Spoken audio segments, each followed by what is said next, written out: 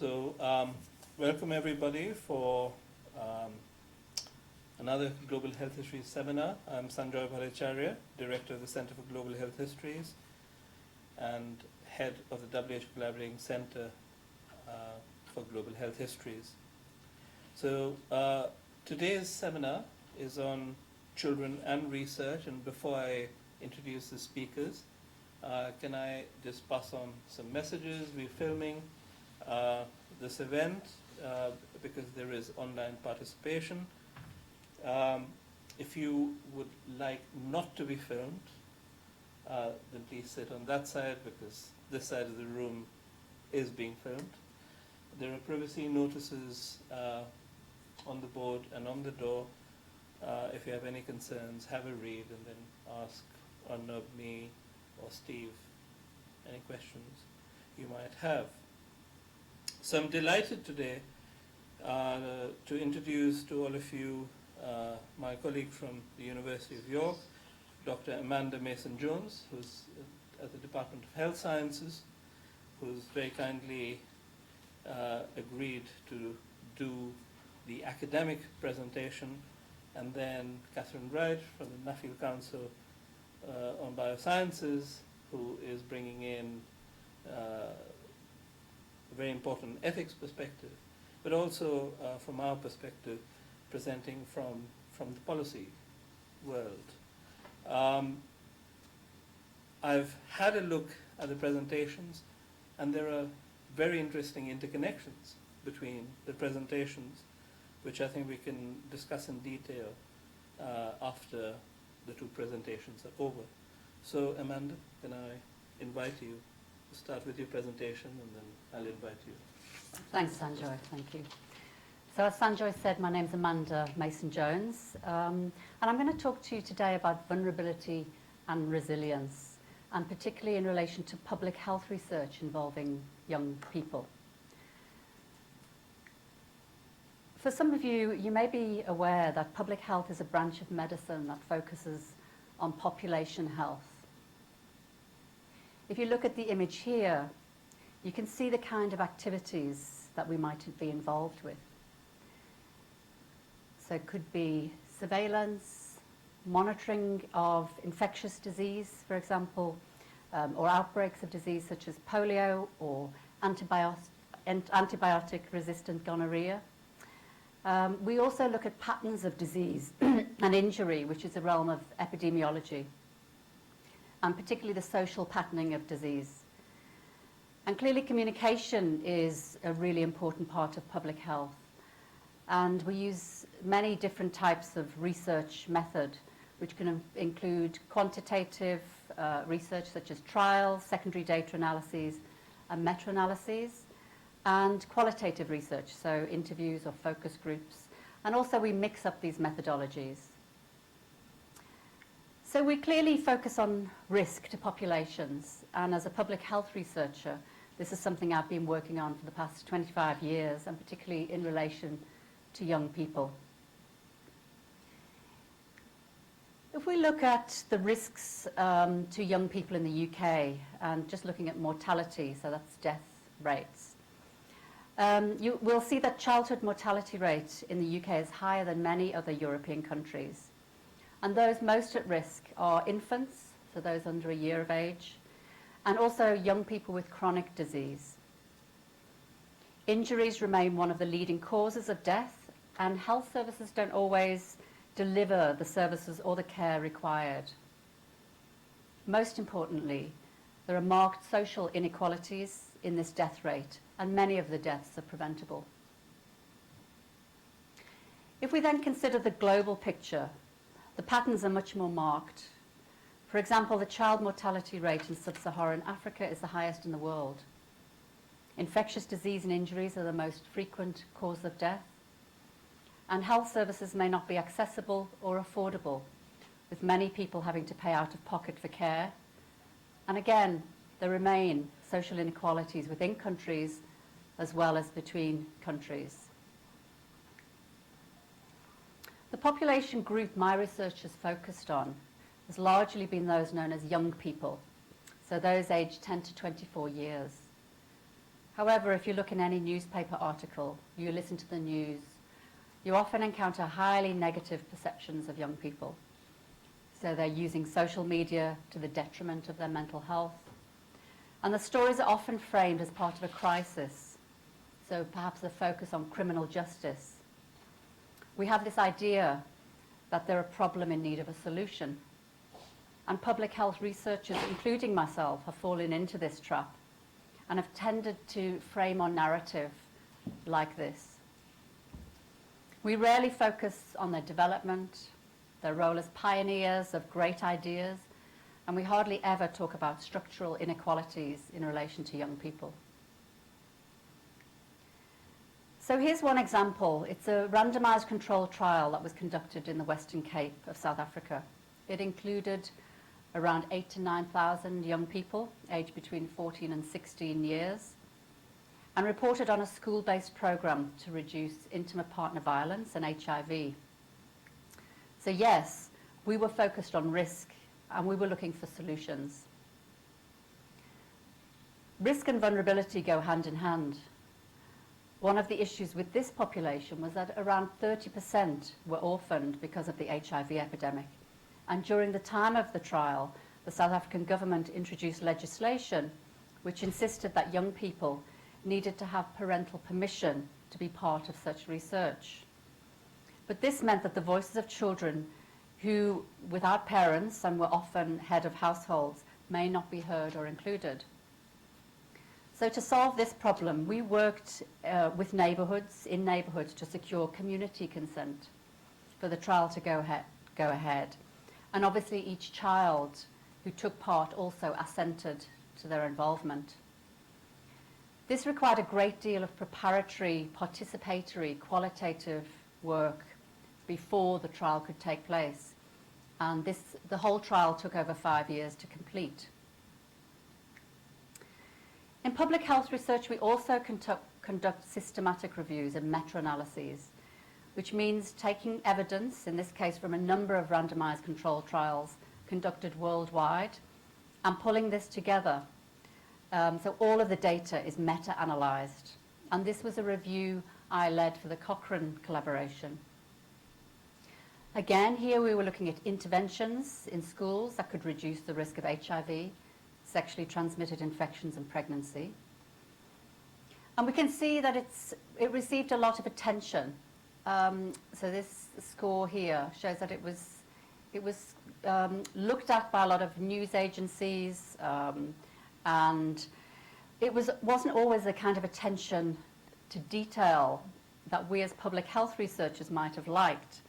And maybe it's not surprising because it's not really an easy read. It runs to over 100 pages, this review. So just in summary, so the review included a large number of young people, so over 55,000 young people aged between 14 and 16. And it found that providing a small payment or a school uniform encouraged girls to attend school. And this had the potential to prevent between 3 and 4 in 10 unwanted pregnancies. The review did include a critique of sex education as it was being delivered in the trials, because it was very constrained when you looked in detail at the curricula. So it didn't really educate young people sufficiently well. So the focus of our review was how can we encourage more girls to be at school? And even in the UK, 1 in 5 young people don't complete post-16 education. But only part of that message was picked up. So I clearly failed in my attempt to communicate risk, vulnerability, and solutions to those risks. Around this time, I also sent the Cochrane Review evidence to the Department of Education, and there was a move to develop relationships and sex education in school and to make this compulsory. And then there started to appear this discussion around resilience. But what did they mean by resilience? It seemed to be something about the ability to bounce back and to do well against the odds. It was clearly a popular concept. It sounds great. It originates in engineering and it's been used in economics. When we look at the terms used in searches, Google searches, looking at child resilience, we can see that the geographical spread is very limited to Australia, the United Kingdom, Canada, and the United States. And there have been a number of reports and programs. This one is from Australia, another from Australia, and another. One from the UK, and another. And newspapers also jumped on the resilience bandwagon. We were given instructions on how to build a resilient child. But still, researchers in the field were asking the question, what is resilience? Is it a process? Is it a capacity? Or is it an outcome? It was something about doing well during or after an adverse event. But what was doing well? What did that mean? Are we talking about academic competence, some kind of social competence, or is it something about physical, psychological, or social well-being? In exploring this further, we were told that it was important for children's mental health. It meant that they would be managing stress better, that they would have, it would have potential benefits, both social and economic, to society. It would save the NHS money. And we were told that adversity is not always avoidable. And so it was said that it's generally easier to build resilience than prevent adversity. Frameworks were developed. It was about promoting supportive relationships, focusing on autonomy and responsibility, creating opportunities for personal challenges, and helping people to focus on their emotions. This is a page out of one of those reports. The clear message was that if you fall, you get back up. Children were to be reminded that they were piloting their own plane, that they needed to think healthier thoughts. They needed to distinguish between helpful and unhelpful thoughts and then learn to use accurate thoughts rather than negative thoughts. So if I've had a bad day at school or at home, I like to try and forget it and refresh my mind. But for me, this was really troubling, and I don't believe this is necessarily healthy thinking. My research was focusing on children who were experiencing risk and vulnerability. But what I was finding was that it was political structures, policies, and systems that were creating this vulnerability. Thinking happy thoughts was not going to solve anything in the long term. Here, my colleague and I reviewed the evidence around the experience of separated young people, also known as unaccompanied minors, who are fleeing to Europe. We used the term on the move, which some of these young people were refugees or asylum seekers. And I was keen to stress that the focus should not be on individuals' grit, but rather on the context and the structural patterning. So yes, the individual is part of that process, but it's part of a much greater whole. And here, looking at serious case reviews of child sexual exploitation in England, it became clear that the failures were more often than not systemic. Again, individual resilience was not going to be enough against the weight of a broken system. So a model that takes in the social ecology is essential. And here you can see the various places within which the failures occurred. So resilience needs to be reoriented. It's a process that needs to be supported by a system that includes these aspects. So this is from Michael Unger at the Resilience Centre in Canada. What has become important and apparent is that children's early years really, really make a difference. So public health research that looks at early trauma and social and cultural context is really important. And trials that explore what can be done to improve social and emotional health are therefore key. The newest trends in research are looking at interactions between the gene and the environment. And it remains to be seen what light this can shed and how it might improve the lives of young children. So young people need to be involved more and know what alternatives there might be. Communicators need to advance a new narrative that deepens our understanding of young people's need for positive support and enriched environments. And we also need to correct misperceptions of young people and to see that their advancement and well-being is a systemic issue with collective implications. Young people's exposure to structural inequalities fuels disparities in health, wealth, and education. This reframing from an individual to a collective responsibility, I hope, will produce a more favourable climate for reform and culture change, ensuring that young people have the resources they need to thrive. Thank you.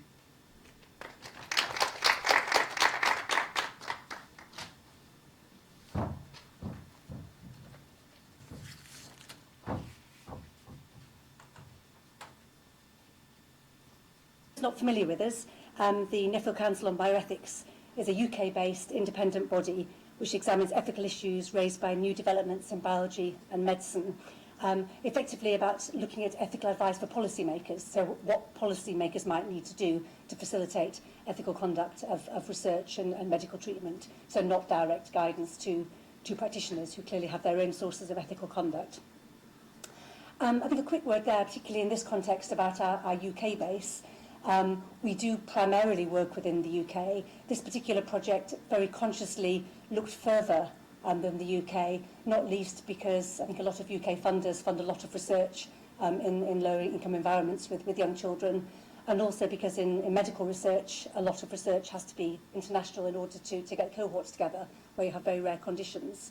At the same time, we were still very much alert to the fact that we were primarily a UK-based organisation looking at these issues. I think there's a tension there of trying to look broadly while not claiming to be more than we could be. I think that's something we could perhaps discuss later and I'll come back to. So back in 2013, we started thinking about this challenge of children's involvement in clinical research. I think there's a long-standing ethical problem that was holding back research. And in 2015, we published a very long report, even longer than Amanda's review, with lots of recommendations to policymakers, which we've been following up since. But also, very importantly, I'll just bring with me, we also produced part of that as a magazine version for children, which we produced with children, which is a very interesting exercise from my own perspective. And we also produced an animation which sort of expressed in a sort of 2-minute child's eye view of what being involved in research should feel like as a child if done well. So we're very aware of, in thinking about this issue, we had to think about our audiences and how we made our thinking available too. As we normally do as a project-based organisation, when we identify an issue we think there's something ethically challenging that we could make a contribution to, we set up an interdisciplinary and expert working group. So that normally involves academics and practitioners across a range of fields. And then that group itself is then in charge of a series of roundtable meetings, online consultations, literature reviews and so on to bring in a wide cohort of stakeholders. I think a really distinctive point about this particular project was the very inclusive way we sought to get input from children and young people and from parents and also from professionals across 4 continents. I think we're aware that we were primarily a UK group. We had 2 members from Kenya, but their connections actually in Southeast Asia, elsewhere in Africa, and then across Latin America did enable us to hear, at least to a degree, from those with very different working experiences and working with children with very different lives. And just a quick note that all the illustrations in my talk are all from materials produced by children and with children as part of this project. So what do we set out to do? The question we asked ourselves was how can we ethically do research with children and young people to ensure that they receive evidence-based healthcare? And initially, I think we saw this as a fairly straightforward dilemma, on the one hand, on the other. So I think we have a natural instinct to protect children from research. On the other hand, we also expect our children to have access to evidence-based healthcare. And my son at the time, I think, was 8 when I started this project. I'd have fascinating conversations at the school gate with parents who were daft enough to ask me what I was working on. And the first reaction will be, well, surely you can't experiment on children. And the number of times I was asked that was striking. And then when you say, but when you go to the GP, wouldn't you sort of quite like to know there's some evidence base for the medicine that's being prescribed rather than off-label because we haven't been able to research with children? Or if you go to the hospital, you have recommendations as to what secondary care they might have. Surely we want an evidence base for that. I think that illustrated some of these tensions. And I think very early on, it became clear to us that this framing of on the one hand, on the other, actually missed out a critical third factor, which is the role of children, young people and parents themselves in this whole picture. And I think importantly, not just about making decisions about research involvement, but also about wider questions about what research is getting done and why and where. And in looking at this sort of trilemma, this sort of three-part question rather than two-part question, I think slightly unexpectedly we found ourselves exploring and challenging some of the assumptions about children and young people who ethically have always been considered a vulnerable population, a vulnerable group. And I'm to come back to this idea of a whole group being vulnerable and what that's meant in ethics as we go through. So this sense of where do children and young people themselves sit in this, I think was very influential in the methodology that we developed as part of this project, and that in turn influenced the ethical approach that we took. So we started off with a standing advisory group, a stakeholder group of young people and parents. Initially we drew heavily on the Royal College of Paediatrics and Child Health group, which gave us a way in. It was a group that people came and left from partway through the process. I think we accepted there wasn't a group who would stay with us for 2 years. That was a large chunk of time in teenage children's lives. So people would dip in and dip out. But the idea was to be able to hear from children, different children's voices throughout the project. Those young people helped us devise an online survey. I have to say my first draft of it was very thoroughly re-edited or rewritten. And that drew in a lot of young people involved in the National Institute of Health Research's Young People's Advisory Groups, or YPAGs. So there are, I think, around 6 of these groups in the UK who meet, I think, mainly monthly on a Saturday, and they advise researchers about their research. So they're a very inspiring group of young people.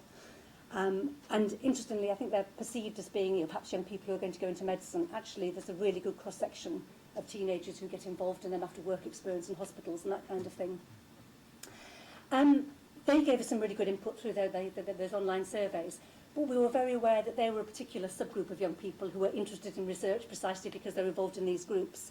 And we're very keen to hear from a much wider range of children and young people, because I think one of the features of research for children is that the opportunity, the invitation to take part in research may come out of the blue after a sudden diagnosis, in some cases after a very extreme diagnosis, such as a cancer diagnosis. And so actually thinking about what might a child coming completely afresh to these issues, how they might address those questions, was really important. And we teamed up with some academics in Sussex and London to do what we called our Youth Rec Research Ethics Committee project in Brighton schools. So we produced a mock protocol about childhood asthma with a consultant from Brighton and a child with asthma in Brighton, and a fabulous family. We had a little film of a mock Research Ethics Committee critiquing this review. And then we went into these schools, primary, secondary and sixth form, and children discussed what they thought of the study. Then they watched the film of the adults' comments, and they didn't always agree with how the adults regarded the ethical questions, and they had their own considerations. And that's all been filmed on our website. It's really a lovely resource, particularly the primary school children, who of all the groups were faster to actually grasp the study methodology and what was involved than some of the older ones and even some of the adults, to be frank. So that was absolutely fascinating. And then going wider again, we had 2 members from the Kenya Medical Research Institute on the Kenyan coast in Kilifi as part of our group. And that particular centre has an extraordinarily developed and interesting community, sort of a long-standing community engagement project with their local community representatives influencing the research that's done, and also into the schools. So we were able to feed into that and get focus group discussions both with the Kemri community representatives as parents and young people in the schools. And we were very conscious that was what it was, the views of a handful of people in particular schools in a particular area in Kenya. It's not African input, it's not low-income country input. But it gave us a further triangulation, if you like, of the views of children and parents, often in very different situations, and some striking similarities, actually, as to some of the reactions that came back, and clearly some differences. So, where did all this take us? I think most of all it helped us with what we call the ethos. The first chapter of our report is about the ethos of this report, what our framing assumptions are in writing about children and research. And most of all, that was the perhaps blindingly obvious comment that children aren't passive, that even very young children can and do express wishes about how they want to live their lives. They want to have a say. And obviously that say may not necessarily be followed, but it has to be heard, it has to be engaged with. And importantly, they do that as part of their families, and that's the family they happen to have, rather than the ideal family perhaps we would sometimes like them to have. And I think that led to a strong focus on respecting children as people, regardless of whether or not they have decision-making capacity. And I said that, that seems, I say it now 5 years on, that seems a blindingly obvious insight. I think it's fascinating how even research regulation in health is different from children's healthcare, which has been very much family-focused for a long time, how research regulation has still focused on protection, on not doing things, on looking at proxy decision-makers, and hasn't looked at how children themselves can engage. And I think one of the most important things that came out of this project for me was a change of one preposition, which is about thinking not about research on children, but research with children, and how we frame it as being, as children being part of this conversation. So that moves me nicely on to this question of vulnerability, and how I think within ethics, the way that the language of vulnerability has sometimes stood in the way of good research. The general assumption, I think, in the ethics of research with children and young people is A, they are all vulnerable, so they are regarded as a vulnerable group. And basically, if in doubt, it's safer not to do the research. And certainly we heard anecdotal accounts of people filling in their ethics forms as part of a research protocol and explaining they're excluding children from this study because they're a vulnerable group. Full stop, no other comments, despite the fact that it might be something that affects children's lives or could be equally applicable to children. I think one of the real challenges with that approach, this overprotective approach, is that it's not necessarily ethically neutral to say no to research that could lead to better outcomes for children and young people. It's not necessarily the safer option. It can be a cause for harm in that we continue to give children care without a decent evidence base. And at the time we were writing this, it's about 90% of medications in neonatal wards were given without a clear evidence base, and I think 60% outside the neonatal sector. So it's still incredibly high. And even though there's some evidence, lower levels of evidence, things might work, that wouldn't be acceptable in adult healthcare, so how can it be acceptable in these more vulnerable populations? And secondly, I think one of the very strong comments from the children and young people we engaged with, I think over 200, was where they wanted to have the opportunity to be asked. They might say no, as any of us might say no, but they wanted to have the opportunity to be asked, to be respected in that way. Of course, it's really important to keep in view that children can be very vulnerable in research, as indeed, of course, can any adult. And I think in this case, it's important to think of the vulnerability being in the situation and not necessarily in the person themselves. I think this speaks to some of the things Amanda was talking about systemic reasons why people might need to be demonstrating resilience. So to take a quote from one of our consultation respondents, the term vulnerable can't be used in isolation. We are always vulnerable to something specific, and the things that we are vulnerable to change over time.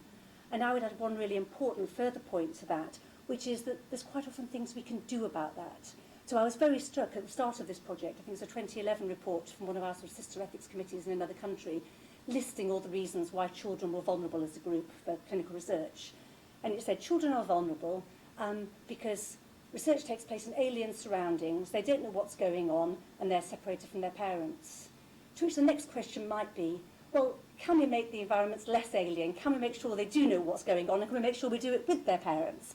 All these things, in some cases it may not be possible to change those things, but the starting point should be thinking about how we do it, rather than just listing that as a vulnerability and saying, let's not go ahead. I think one of the conclusions of this report with respect to vulnerability is, can we think about it not as a stop sign, not as a don't go there, but more positively as an alert, as a prompt to think about what can we do to actually challenge the potential vulnerabilities in this situation.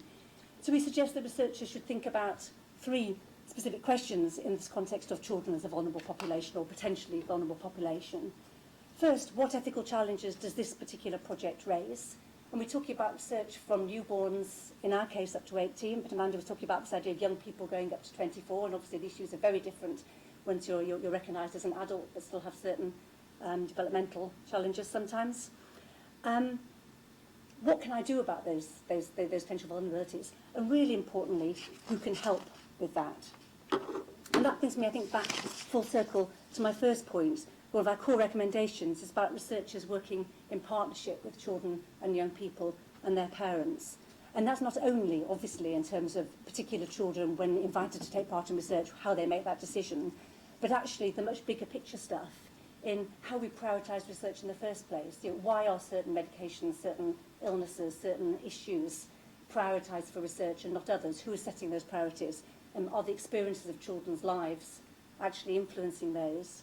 I think particularly importantly in the design of studies and the extent to which they take account of children's lives, and possibly even in review of research, at least through reviewers being alert to the fact or asking questions about whether young people have been involved in earlier stages.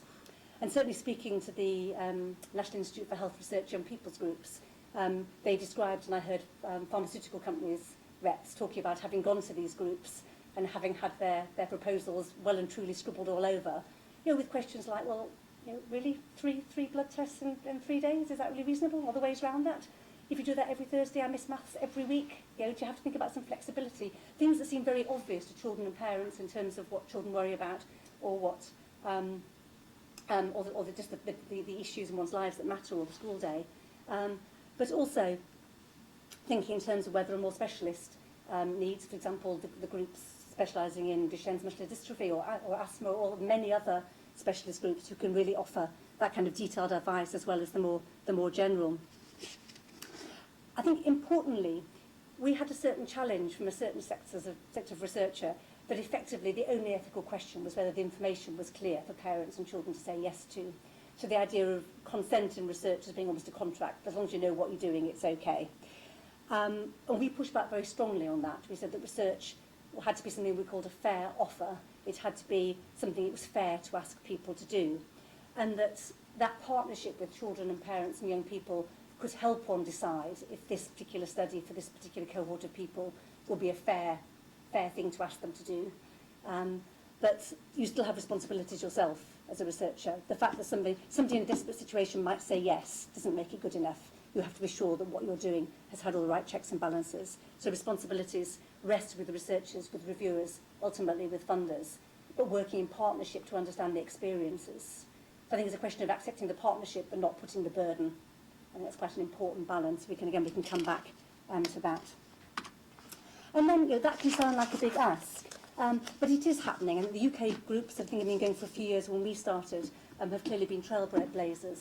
At the time, I think the time we published, there were 1 or 2 groups starting in the US, and that's now developed. A couple of groups in Europe, I think, have now a full network.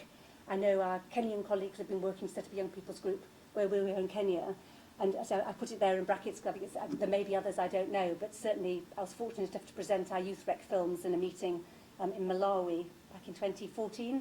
And the director of the Children's Hospital in Siem Reap happened to be there, and she has since set up a group who advise both about the hospital more generally and about research. So I think that's a really fascinating development, because I think, you know, one issue we've discussed since in international meetings on this project is, you know, to what extent are we thinking about a very European, American approach to, you know, robust children who expect to have their voices heard. You know, how does that play out in more hierarchical societies where children are expected to be more respectful? And certainly, you know, the Cambodian example apparently has been very successful, partly by framing it in terms of educational opportunity for children to have this chance to comment. But it apparently has been very influential. So I think there'll be different ways this kind of influence can be heard in different contexts. And it has obviously to work with the grain of the culture and where it sits. But we've certainly had, you know, heard of examples of it working in very, very, very different contexts, in Latin America too, in Peru. So thank you very much. I'll leave that there, and I look forward to the discussion.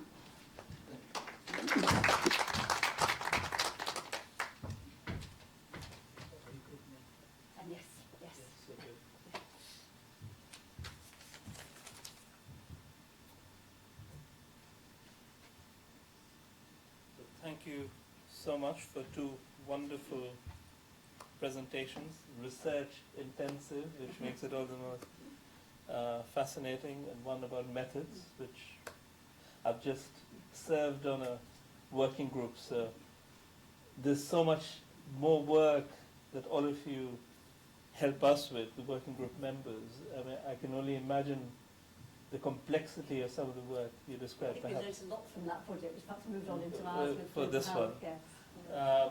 So, questions from the floor first, comments, questions, or apparently we might even get online questions surrounding.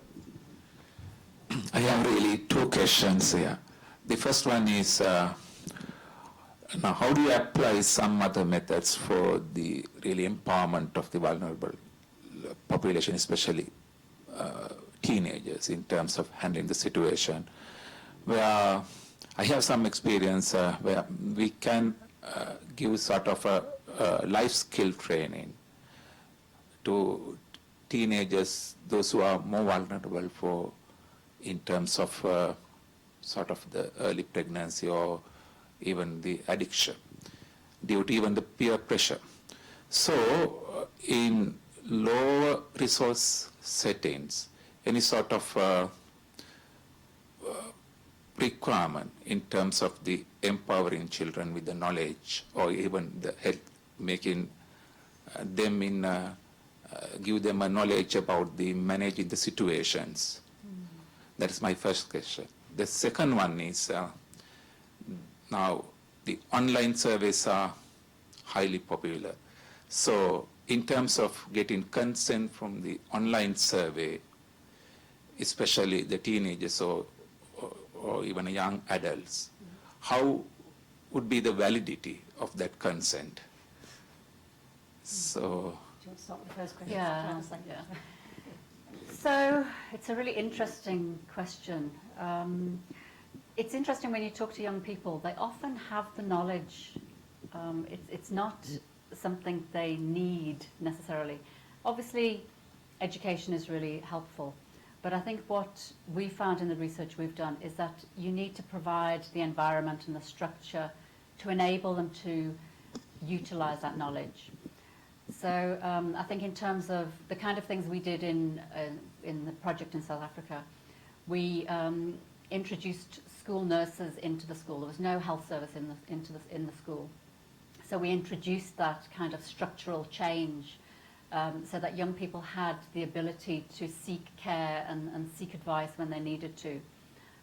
So I think you need to combine the knowledge and the information with some kind of support service, and I think that's really, really important.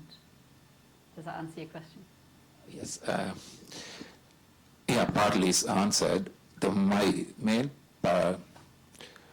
question is there any position we can make any sort of a program to empower children, not with that knowledge, even the skills to develop, to manage the difficult situations in terms of the peer pressure in going for smoking or some addiction. They need to develop sort of skills to reject that type of pressure. Yeah, I think it depends what particular issue you're talking about. So I think there have been some good peer programs, peer education programs around smoking that have been very effective. But you can't necessarily translate those to, say, sexual and reproductive health, because the context and the challenges are very different. And I think that is what often we have done, health educators, health promoters. We've tried to use one method of, say, peer education, that's going to work, and we've transferred it to different contexts. But it shows a kind of lack of understanding of what goes on in young people's lives.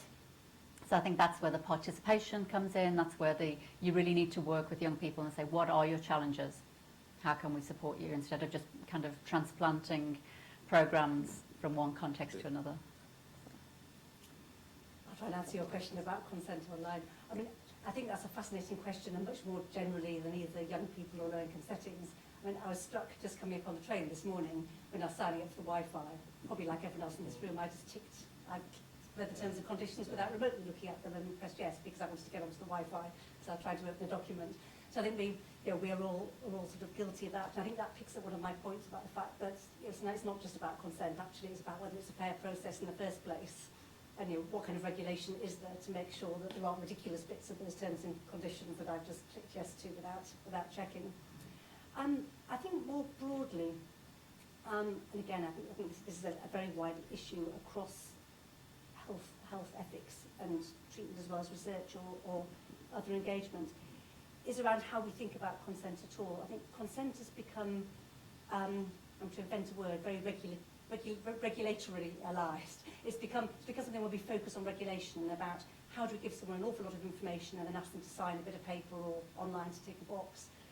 And I think there are all sorts of ethical reasons why consent is important. And a lot of that's around respect, it's around power, it's about making sure this is genuinely your decision and nobody's tricking you into anything. And actually, on the whole, giving people lots of information or asking them to sign a paper doesn't actually do any of those things. It's there supposedly as evidence it's been done, but it in practice may not do it at all. I don't need 20 pages of documentation when I'm taking a new medication, for example. I have a trust-based conversation with a clinician and then decide to take it. So I think it's unpacking some of those other bits, again back to the idea of the sort of structural questions. So we're thinking specifically of research online, so how people have consented to that research. So I think there are two things I would say there. One is about having a very clear statement about what research is about and what the risks or benefits might be. So not the 20-page equivalent information sheet, but the half paragraph that any of us would read. And the other is this idea of a fair offer, having reasonable reassurance that what you're asking them to do is actually a fair thing to do. You're not tricking them in any way. Because then whether somebody's read all that stuff or not, or bothered to click through terms and conditions, becomes less important, because what you're... So I think a lot of these things feel quite circular. If you're confident in what you're asking, how you're asking it, has it been piloted? Is it actually responding to the needs of real young people? Is it asking questions in ways that aren't going to be distressing? All the other bits of due diligence you've done as part of the research development. Then consent is still important, but it's not the be-all and end-all. It's one bit of sort of an ethics ecosystem. Two fabulously difficult questions. From years of government training.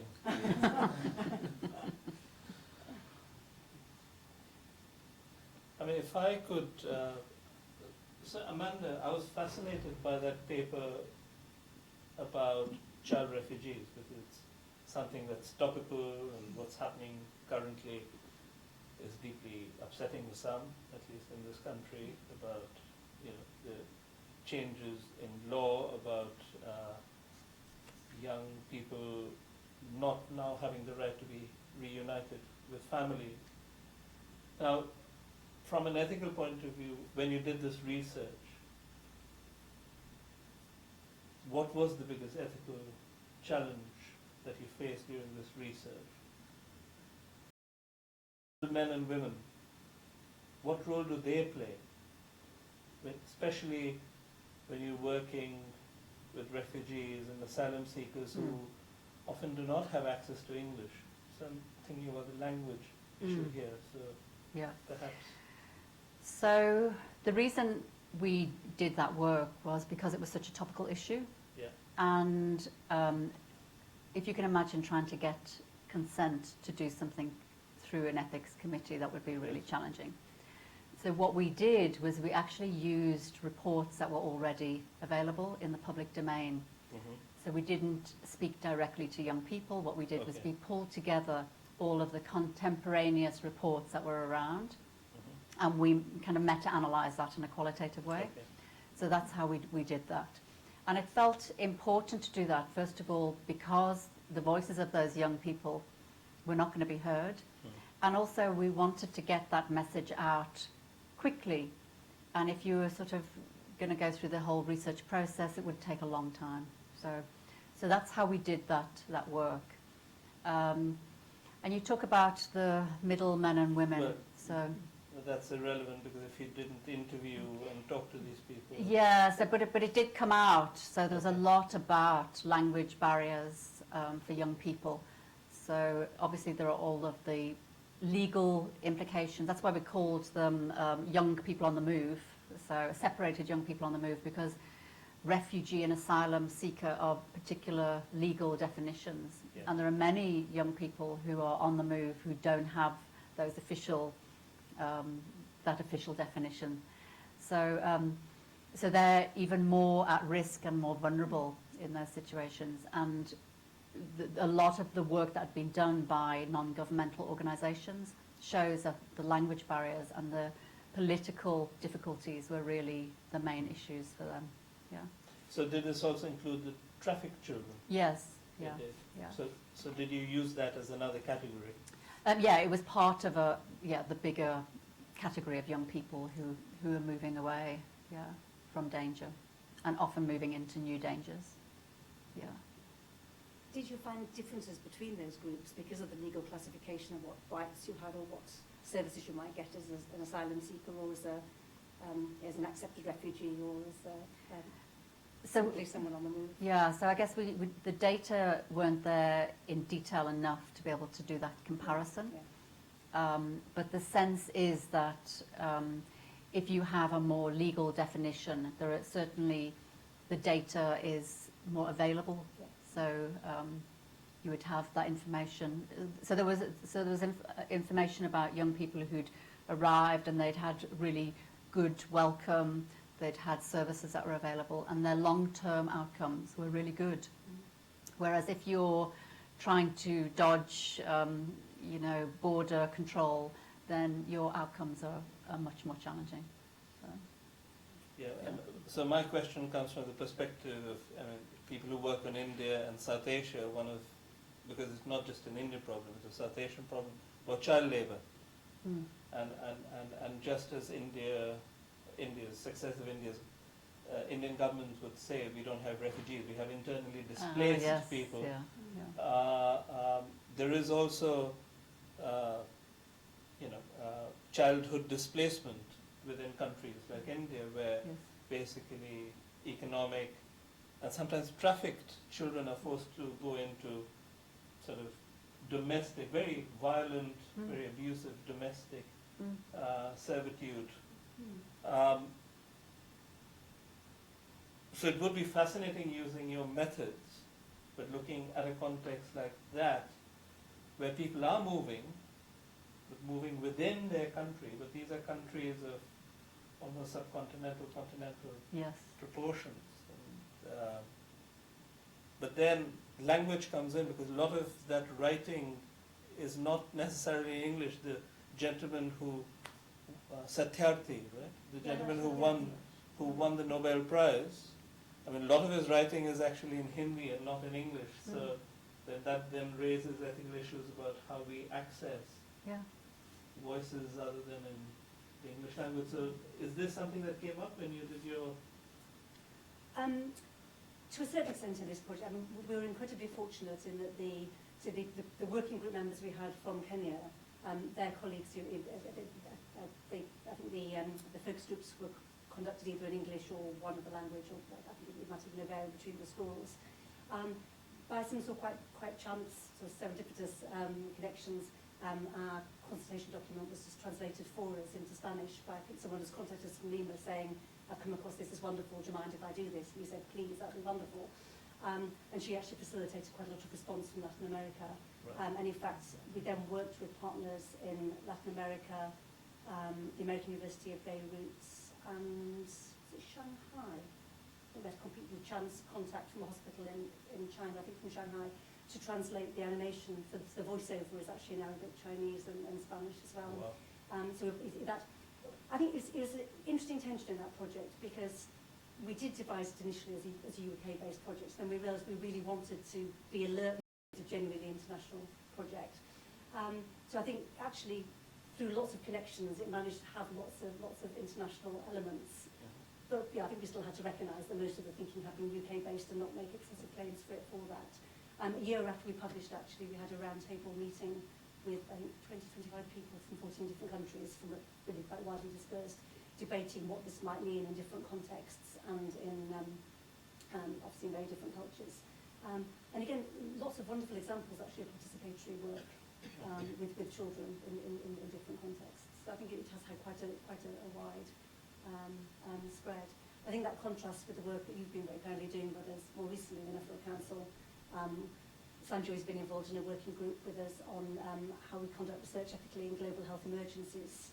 So both outbreaks like Ebola, but also after the Indian Ocean tsunami, after earthquakes, in conflicts and displacement of people and so on. And that was very consciously set up more with a bigger budget in order to bring in a much wider group of working group members and very consciously having meetings around the world. So I think there we can feel that we have had a genuinely international input. I think with this project we did our best as we went along, but we shouldn't make claims in terms of the methodology to be more than UK plus as opposed to genuinely global. And we are we're aware of that's a limitation. Every one of these reports is a step to learning. Exactly. So that's how I think we have to be careful not to say this works beautifully in the UK. Yes, therefore, absolutely. I think we're conscious of Well, I that. wish other organisations said the same as well. It's rare. Thank you for saying that.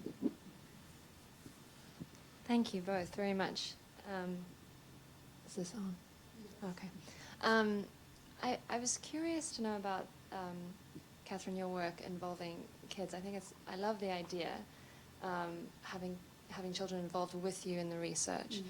I've also sort of seen what government grants can look like, and trying to understand the practicalities of if you were to, if this were to become standard, is there the concern that might then add on more and more layers of regulation, which is sort of the opposite of what you want in the first place? And I think there's always that tension, isn't there, that things get turned into a process that then becomes more burden and doesn't necessarily add to the sum of the parts. We are a policy-based organisation, so I say we very much make recommendations to policymakers. So part of this report was about making recommendations to funders that they should be allowing the costs of doing this, and in particular that the young people's groups as part of the NIHR should get properly funded. So for example, when pharma are going to them and asking for their advice, that should be funded. And I think interestingly, actually, I think the pharmaceutical companies we spoke to were actually very comfortable with that. It was more of a challenge of whether the people running the groups felt able to take the money. So how you find a system where the money is seen to be clean, as it were. People are paying their way, but they don't appear to be sort of buying privilege. I think it's a relatively new area in terms of actually having a decent evidence base for how much difference it makes empirically as opposed to ethically. So I think you can make a very clear ethical argument that this is how you deal with some of your ethical concerns about exploiting children. It's about working respectfully with them. So I think you can make a justification on those grounds. The extent to which it makes a difference in the process of research is obviously an empirical question, and I think there's been a bit of work on that, but not enough. Anecdotally, I've been to meetings organised by NIHR where organisers of major pharmaceutical studies have said, I went to one of these groups, they talked to me really quite brusquely about ideas in my protocol, I amended it, and it was really easy to recruit, and compared that with previous projects where you have a study which a child looks at or a parent looks at and thinks, well, how can I do that? I've got 3 children to get to different places, you expect me to be in this place every Thursday at 3 o'clock in the afternoon, I've got a job, how do I do it? Things that actually aren't rocket science, but if people aren't used to working with children and don't have that sense of how on earth we juggle parenthood and school life and work. So the anecdotal advice seems to be that if you go through this process, and it can be as simple as going to asking one of these groups to review your protocol, or looking at all the materials that they produce in terms of they offer advice on how to write things in a child-friendly way and so on, or they rewrite information sheets for you. In a sense, at the moment, it's a gift that the NIHR is making available. Obviously, the more people who started doing it, that model will become less viable. So I think that's where you'd have to then look at actually having both a development of the generalist groups, and then I tried to rush a bit at the end, the idea that obviously for some kinds of studies, it's much more important to go to specialist groups. If you're talking about how a child might react to a non-interventional study, that's a pretty general question. If you're trying to understand the experiences of a child with asthma and what you're actually asking of them extra in this particular study, then going to the National Asthma Campaign and their parent and children groups is obviously a more appropriate way. So there are lots of different models. But I think what you describe is the tension in so many well-meaning ethical endeavours, I think. And it's one of the challenges of the whole idea of assent, which is about trying to involve children appropriately in the process, but effort has ended up in many cases of just being, here's a form, will you draw a smiley face? And that is not necessarily the most appropriate way of you know, making a seriously ill child feel that she's being listened to. I mean, from your own experience of working with NGO sectors, I mean, did you relate to the themes that were being raised today? Yeah. I briefly worked with a group in Boston who, I don't know if you know of the Spark Center. Yes. They work closely with HIV affected kids and do phenomenal work.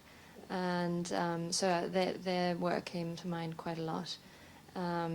But yes, and then I've also had some experience going through dealing with government grants, and I was just imagining what it would look like if in those grants, they were saying, all right, you can involve children but only to this extent, and just imagining how it could possibly snowball. But as you've described, if it's a reference group that then strengthens your grant applications, I think that makes a lot of sense. Yeah. No, I think it's generally a growing area of interest, I think, across research, not necessarily just in children. And indeed, in the work we've been talking about in global health emergencies, a lot of being, in these particular extreme scenarios, how do you actually make sure that research is really based on the needs of people who are actually experiencing that emergency, and how it deals with their most urgent needs and what either you think is their most urgent need or just happens to be a handy place for your study. And I think naively I sort of thought that didn't happen, and then discovered quite how much it did. But I think sort of there is a move much more broadly about how patient and public involvement in research should be influencing the choice of questions and choice of study design. So I think it's something that the world as a whole is moving towards slowly, but it does feel quite slow. And policymakers have to take it on the chin and have to provide the funding and the funders.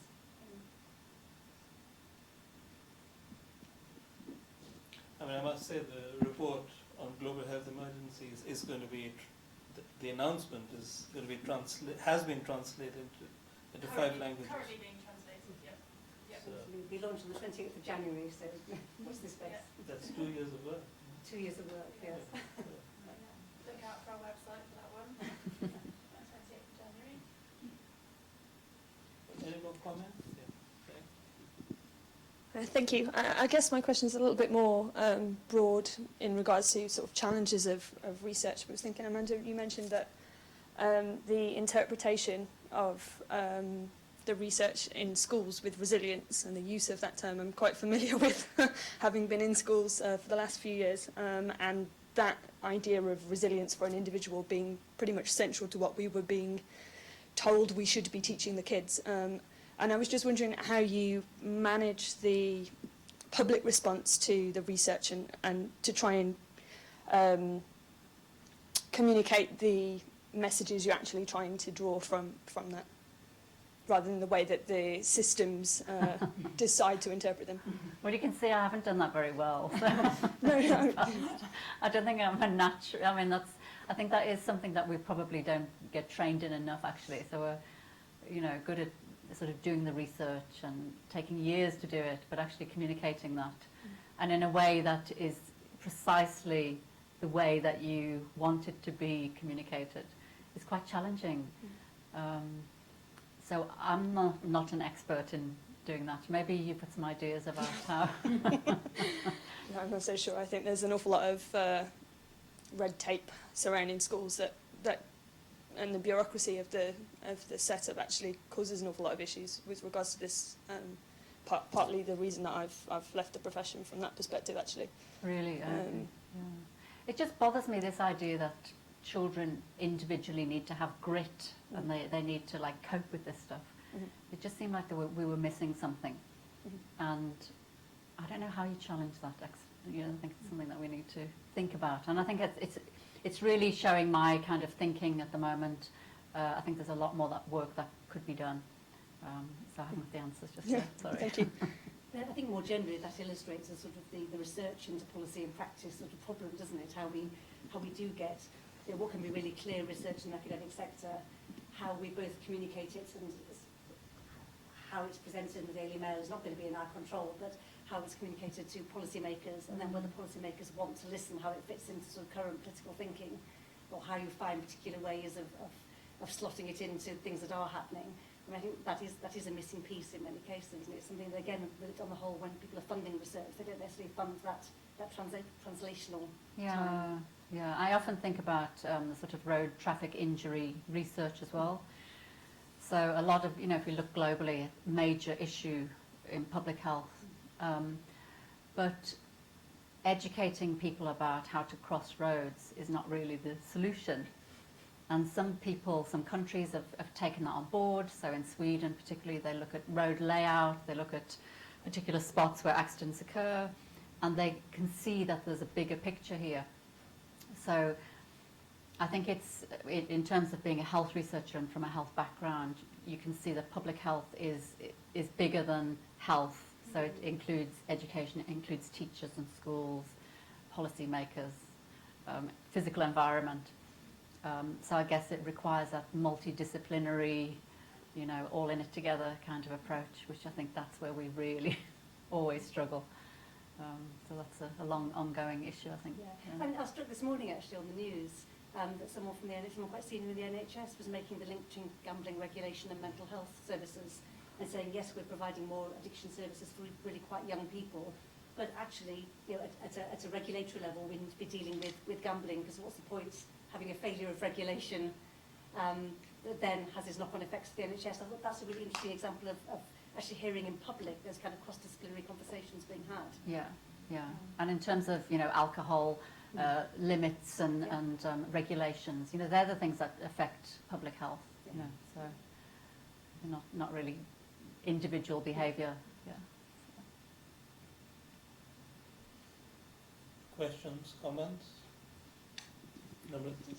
One clarification. I was just wondering, this category children itself. I mean, I frankly didn't sort of understand, because one of the challenges, for example, in India with this category, and I've seen it often, is with the young girls. Legally the age is 18 for legally permissible age for girls. It is 18. So girl under 18 cannot legally be married off. For the boy it is 20, for a man it is 21. It's a little strange, and also it seems that people are just waiting for girls to turn 18 at times.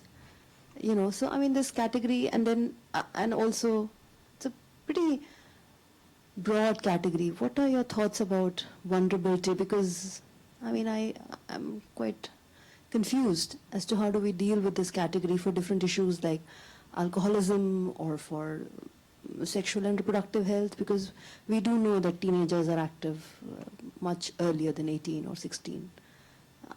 Are they really children? And this came up even more now with this case of Jyoti Singh Pandey being the rape victim.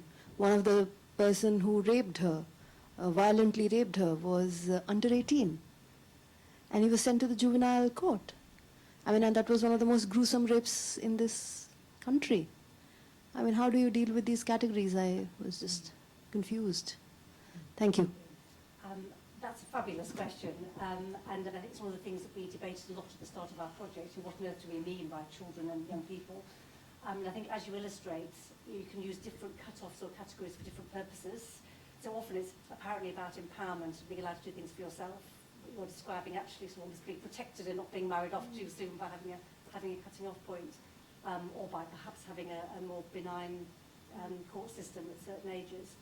And one of the things we resisted doing was putting firm ages, just because children are so different and cultures are so different. So what we did in a very general way is we actually described 3 sort of categories of experience of childhood, and emphasised those. They don't have clear age boundaries, and people may be in the same child might be in different ones for different reasons. So we thought about the child who could not make any decisions at all for themselves. So that could be a child of any age who's unconscious, so always so severely ill that they can't be engaged in any kind of discussion about their healthcare, where parents would take a big role. In practical terms of decision making, that would also be young babies. Though we did have strong input that even very young babies could indicate how they feel that yes, but they're not saying yes or no to research. So then we had a category 2 of the child who clearly didn't have decision making capacity but wanted to have a say. And that's really as soon as the child is becoming vocal, certainly, and most 5, 6, 7, 8-year-old children would have some sense of whether they want to do this or didn't want to do this. And as I said in my talk, that doesn't make that definitive, but it's something that has to be heard, and I think we all know that as parents. And then we had a third category of children who are not legally regarded by their jurisdiction, and obviously that will vary all around the world, as having decision-making capacity, but actually for this particular decision do have the capacity to make that decision, and therefore ethically should be asked for consent rather than assent. So we said in practical terms, if you're asking, for example, a 15-year-old who is perfectly able, very interested, has no questions about whether they can make their own decision to take part in a study, the law of that country might say that their parents should consent. We should also say that child should also be asked to consent as well, because there's no reason why two people can't indicate consent. And then we also looked at the very sticky question, I think we sort of touched on, about what happens when we talk about adolescents who do have a decision-making capacity to take part in particularly a non-interventional study, but where the law doesn't permit them to do so, but yet where there may not be a parent around to say yes, or in some cases with drug-taking, sexual behaviour, if the parents are involved, the research will be pretty meaningless because you won't get the accurate answers anyway, or the parent won't commit it. And we did discuss the examples of where ethics committees should be able to approve that kind of study on the basis of, for example, community consent, but obviously only if the law of their country permits that. And in many countries it may be silent, so it's possible for the ethics committee to do it. Obviously the ethics committee can't approve something that's explicitly not allowed. So I think that'll be a different issue country by country. But I think, as you pointed out, the difference between a 2-week-old baby or a neonate and a 17-and-a-half-year-old, you are talking about completely different populations, which is why the whole idea of them all being a vulnerable group in classic ethics terms is meaningless, because they're vulnerable in such different ways, and all of us in this room are vulnerable in different ways as well. So this classification of vulnerable group can often miss out the actual vulnerabilities as well as being overprotective in others. But I mean, I was very struck, I think, again, towards the end of this project, I came across things, UN classifications going up to 25 of young people. And obviously that brings a further tension if you're looking at a cohort of people, some of whom will be not be regarded as minors in their country's jurisdiction, and some of whom are. That's even a more complicated grouping, isn't it? And again, it means looking at each case by case, the extent to which they can either legally consent for themselves, but importantly and separately, I think, ethically make those decisions for themselves. Yeah, and I think, so the WHO definition, I've been working mainly around this adolescent group, so the WHO definition is 10 to 19. But historically, I think adolescence has been seen sort of 10 to 24, so because it's been seen as a developmental kind of stage. So we're not necessarily looking at legal cut-offs, because obviously they vary from country to country. So I think I really like the idea of more this developmental view of and it's a progression as well across the, So I think just before we published, one of our working group members came up this week with a rather lovely analogy of saying, we really don't need to focus at what point at midnight the child sort of stops being 17 and becomes 18. You are that different 1 second each side of a midnight. It is a development process. Because we heard, I think both in research and treatment of parents of, say, 17-year-olds actually being excluded by clinicians from the room, even if the child wanted them there. Well, but, any of us might want a supporting voice.